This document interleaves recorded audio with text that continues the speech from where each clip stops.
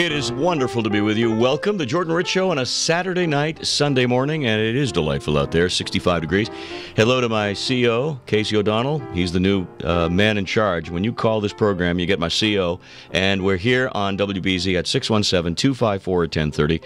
But joining us in the first hour, as he does from time to time, is a man, a myth, a legend, a man who looks at life this way. And I don't know if you can see the way I'm tilting my head. Chuck Goldstone. I would describe that, but I'd rather not. Chuck Goldstone, author, provocateur, humorist, bon vivant. Welcome back. Mensch-like guy. A mensch-like guy, absolutely.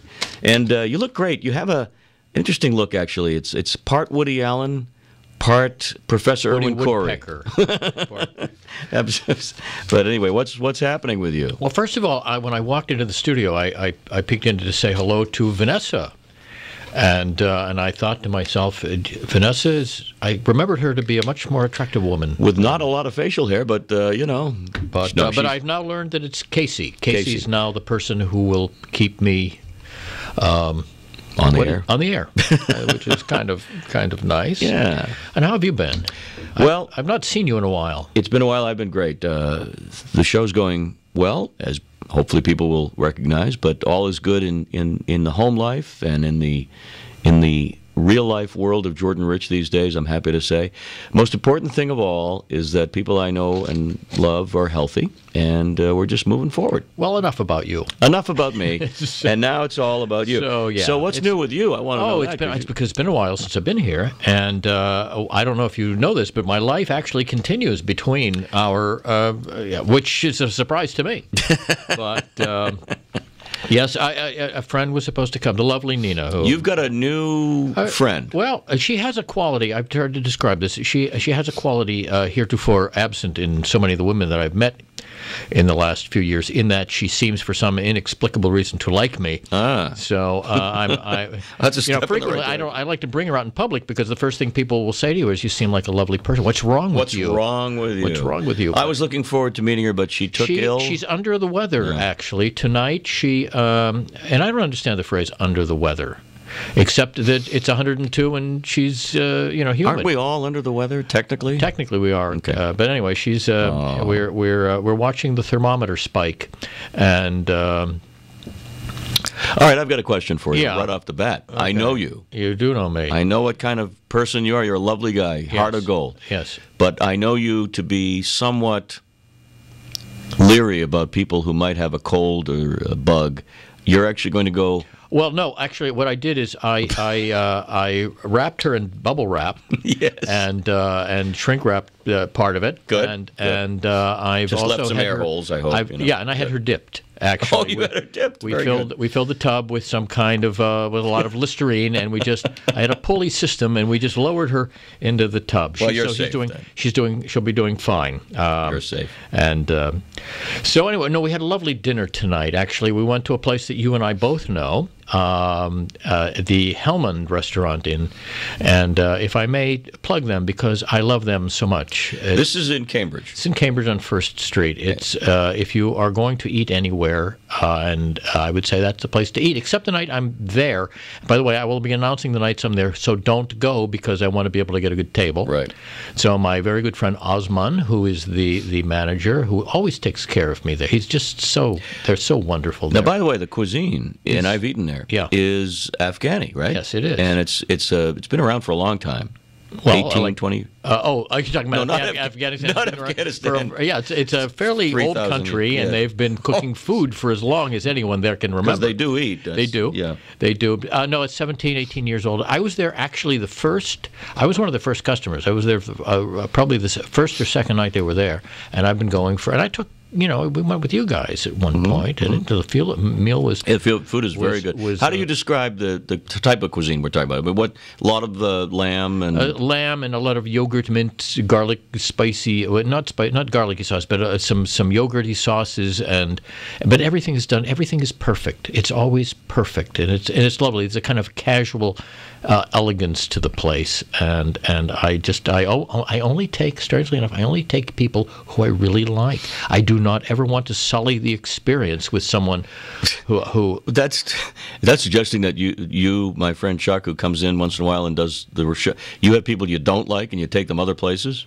Well, if it's marginal, some people you're I saying I'm not sure. Like, when you're in the kind of single thing that I was in for, a big chunk of, like my recent life, and then you're out with somebody and you say, oh, we should go eat. Let me eat at a place where I really don't care whether we have a good time or not. Well, this is not one of those places. Let me ask you this, because I'm a very happily married man now for 30, going on 31 years. Thank you. So basically the kind of question that I would ask Wendy is, what's wrong with you? There you go. Okay. But I want to know this, because it's something I haven't had to deal with since I was a teenager.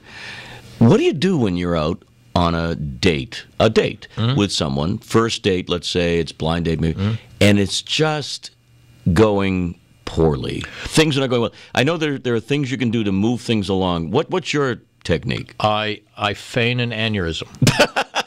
If that doesn't work, I say that I'm sorry. I look at my phone and say, "Oh, I am being called to Zaire to work with capuchin monkeys." Kissinger's on the line. I've got to go. But no. Sometimes it's dreadful, and you just want to. It would be possible to take your own life during but that's a little rash, I think. I've talked with folks who have single hotlines, things like that. We've talked about single dating, and the horror stories. People, what they do in when they're eating for the first time with a stranger.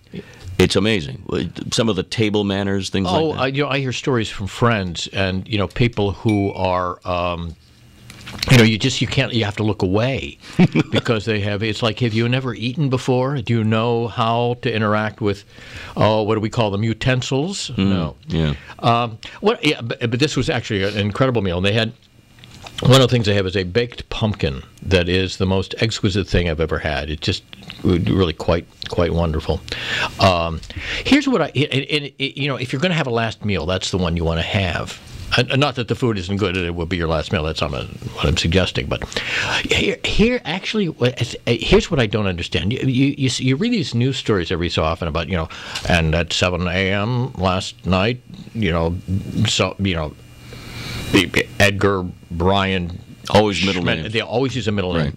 Right. Was executed, and they report something. And his last meal, and it's strange. It's always his last meal. The requested last meal was 2 Big Macs. I don't get this. No, I read this all the time. 2 Big Macs, some Dorito chips, and I'm thinking, hey, this is your last meal. I would say, Warden, I would like the Chateaubriand with a very light truffle sauce, and the kind of truffles you have to get in the middle of that's it. The Pyrenees. I'm sorry. It's going to take sorry. you. The warden will say, that's they're found by special pigs, only in the spring, and you say, okay, I'll wait. I did a whole 2 hours once, not too long ago, maybe a year ago, on last meals, because there was a story about that, and people were calling in with their. We don't need to do that now, but people were calling in with their last meals. A remarkable range of delicacies selected. No, I would have to. Yeah, and it's not like you can say, no, I don't want the shrimp because I really don't feel good the next day. You shouldn't have to worry about that. Shouldn't worry about your cholesterol medication at that point. Listen, I'm trying to cut back on on carbs. I really. There's actually a story, and this is serious now, I guess, about a gentleman. I use that term loosely, of course, a convicted murderer who is 400 plus pounds, who is suggesting and suing the state, and they want to execute him, and saying he's too fat to be executed. Well, in one try. I mean, if they divide him up into 200-pound parcels, then they're going to be okay. Well, his point is, I guess, and this is kind of weird, but through lethal injection, because of his heaviness, his corpulence, it would not be effective, and he would be in more pain. It'd be more torturous. I think just whack him with a big omelet pan. Okay. I think we will accommodate if you are really having kind of a problem with that. We'll drop you from a height, which gravity. Although although you will fall at 32 feet per second, just like the ping pong ball. Well, you've solved that problem. I'm betting on the ping pong ball. By the way, my guest is Chuck Goldstone. If you hadn't noticed, he's a charming guy. He's waxing the floor and waxing poetically here on the show. There are some things that I wanted to bring to your attention. Oh, first of all, you're a big techie guy. Are you lining up for the phone? Oh, the new iPhone? Yeah. Well, I'm not. I'm a techie guy only in that it makes my life easier. I'm not technologically adept. This is I tend to buy the new iPhone and the new Mac when my coverage plan runs out, because I always want to know that there's a 22-year-old somewhere who can save me. So I'm always speaking with, the Apple Care with hi, and they're all named. Why are they all named Jason? And do they run an ad? Jasons and Trevors. It's when have you called a place and not had a Jason, a Trevor? Actually, those are the only two names. Those are the only two names. Even you call the call center in India. It's and in the very Hello, thick accent. Jason. Hello, this is Trevor. So I saw the lines yesterday on TV and news, and I guess the iPhone 5 is what? It's a 1/3 larger screen or something. It's a little faster. It's a little higher screen. The width is still the same, and it does. I guess it's a pretty good phone. It has an advancement of Siri. You've heard about Siri? Yes. Siri is sort of like the woman in my GPS, except she's not as passive-aggressive as the woman in my GPS. The woman in my GPS hates me. But Siri will tell me... Siri is actually like the best relationship I'd like to have. It's somebody who will say, that's a very good choice. Although I got to say that the voice recognition stuff sometimes gets me, and I think I speak fairly articulately, but occasionally it will, I will do one of these, especially when you call. If you call an airline that has, right now, this is fill in the blank airline. Please tell us what you would like. Reservations.